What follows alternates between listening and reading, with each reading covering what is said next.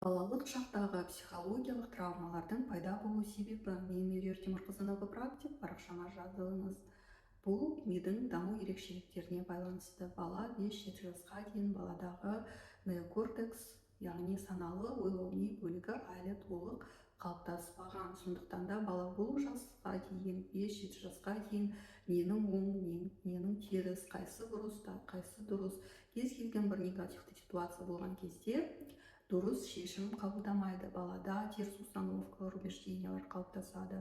Бұл алғашқы психологиялық травма. Одан кейінгі бұл жағдайды тағы да мида бекіттіретін осыған ұқсас ситуациялар оны мида жаңағы теріс установка, убеждение ретінде мида бекітеді. Сондықтан да баланың 5-7 жасқа дейін осындай ситуациялар болған кезде дұрыс түсіндіре білу керек.